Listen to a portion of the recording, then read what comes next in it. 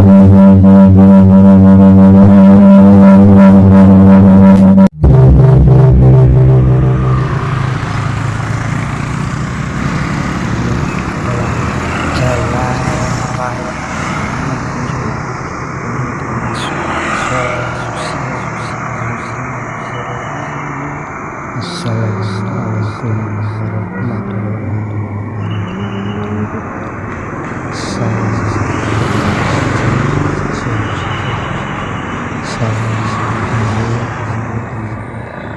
Semua mengenal petualanganku. Di sini saya akan menceritakan tentang kisah Pangeran Diponegoro, yaitu Pangeran Diponegoro lahir di Jogja tanggal 11 November 1785 dengan nama Bendoro Pangeran Onto Wireyo dari putra Hamengkubuwono III. Karena tidak senang campur tangan Belanda di keraton, maka Pangeran Diponegoro menyingkir ke wilayah Tegalrejo bersama Mangkubumi. Awalnya perselisihan dengan Belanda dipicu oleh karena akibat Belanda membuat jalan yang melintasi area leluhur keluarga dari Pangeran Diponegoro di Tegalrejo.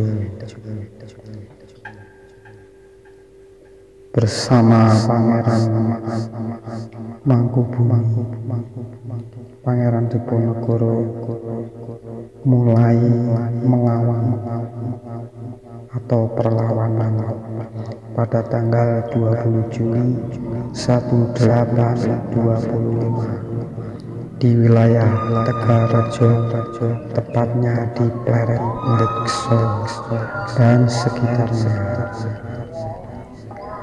dan Gua Slaro yang letaknya sekitar 5 km sebelah barat dari kota Bantul menjadi markas Pangeran Diponegoro dalam membangun pasukan serta mengatur strategi melawan perlawanan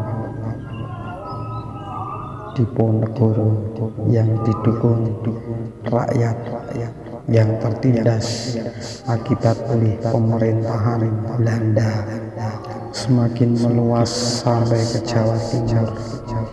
Akhirnya perlawanan yang semakin meningkat dan meluas, Kompeni Belanda mengambil strategi memecah belah dengan membangun benteng pertahanan disertai wilayah yang diduduki Pangeran Diponegoro. Akibatnya Pangeran Diponegoro terjepit dan banyak informasi yang masuk ke Belanda dari para telik sandi serta mata-mata Belanda yang disebarkan dari wilayah penduduk Pangeran Diponegoro dengan menyebarkan fitnah serta kabar-kabar yang meresahkan dengan yaitu mengadu domba. Maka pada akhirnya Pangeran Diponegoro ditangkap di Magelang dengan cara licik saat perundingan.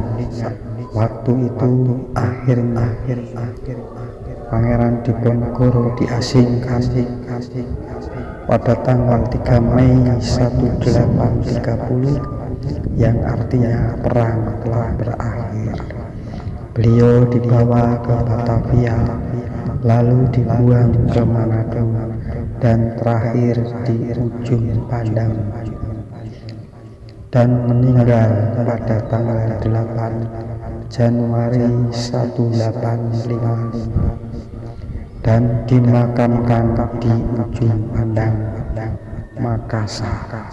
Konon di sini dulu adalah sebagai tempat untuk penahanan para prajurit atau rakyat zaman itu oleh Kompeni. Tempatnya sekarang sangat redup, sangat malam, mungkin sangat mencekam sekali. Di sekitaran sini saya melihat ada pocong. Nah, ini di sekitaran saya melihat ada pocong satu, dan juga masih ada yang lain. Di sini juga terasa hawanya negatifnya sangat kuat dan sangat besar sekali. Saudara-saudara pecinta goib setanah air,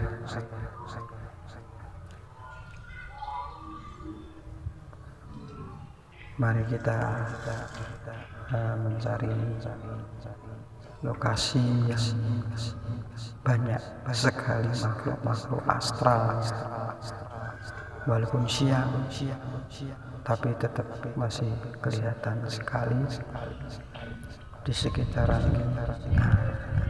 Inilah termasuk kita menuju ke sebuah bangunan-bangunan yang terbengkalai, pohon-pohon rumput masih sampai tinggi karena tempatnya sangat besar dan luas. Itu ada gapuro, kalau zaman sekarang mengatakan gapuro, kalau dulu ya belum tahu. Ada tugu juga di sini. Ini adalah tugu masih asli pasti kuno, tugu-tugu di sekitaran sini. Ini di ruangan saya melihat terlalu kuat sekali aura dari makhluk astral. Ini tugu ini juga ada getaran sangat kuat. Misteri aura dari mistis. Untuk itu mari kita menuju ke salah satu ruangan sebelah dari gapuro. Lihat apakah ada makhluk halus yang makhluk astral di dalam sekitaran. Kalau melihat dari posisi tempatnya mengenal banyak ya, kalau makhluk astral banyak sekali, bermacam-macam. Ada kebanyakan di sini adalah genderuwo di ruangan ini. Ini juga auranya juga sangat mistis. Siang aja terasa dingin. Ini adalah semacam kayak pendopo kali untuk kalau zaman sekarang ya seperti gardu padang. Kalau kita naiki di puncak ini, kita akan melihat daerah-daerah Kabupaten Bandungan dan sekitarnya, dan Kali Progo itu sangat luas sekali. Gunung Sumbing juga terlihat jelas. Nah, di sana Gunung Sumbing, di sana adalah daerah Kabupaten Bandungan. Itu sangat luas sekali.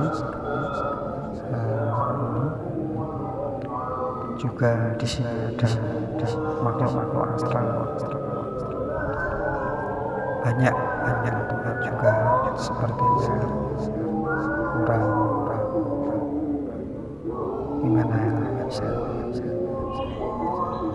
masih banyak yang sudah rapuh, masih rusak bangunan-bangunannya, mungkin belum diperbaiki ya teman-teman. Mari kita menuju ke salah satu ruangan.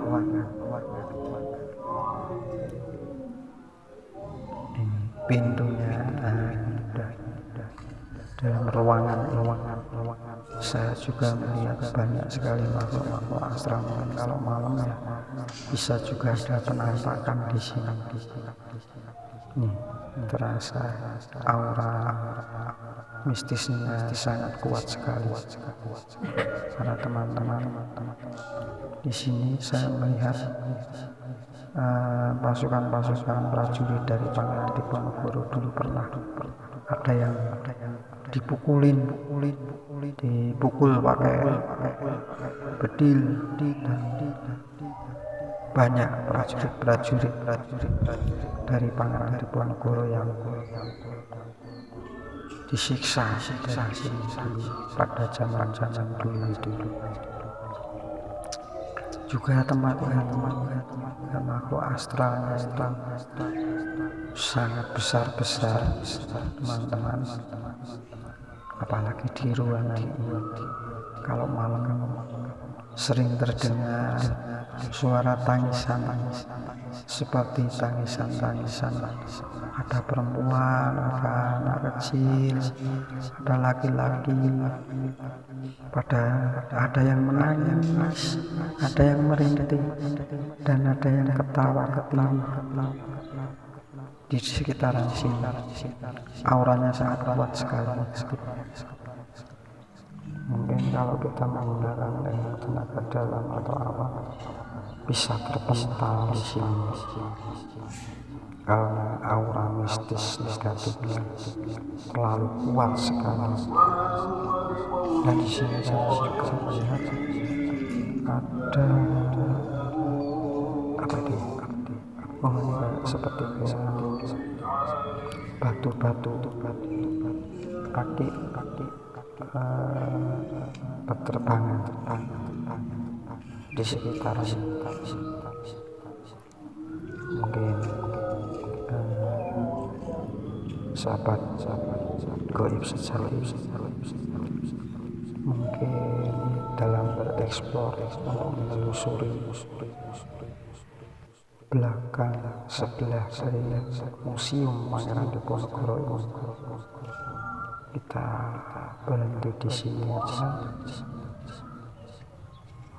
karena melihat waktu dan kondisi. Maaf kalau ada kesalahan atau kekurangan, karena ini saya juga hanya apa yang saya lihat dan setahu saya dengan mata gaib saya. Assalamualaikum warahmatullahi wabarakatuh. Para sahabat-sahabatku pecinta gaib sejati, saya Mbah Gaib mohon diri. Assalamualaikum warahmatullahi wabarakatuh. Ingatlah pada Allah.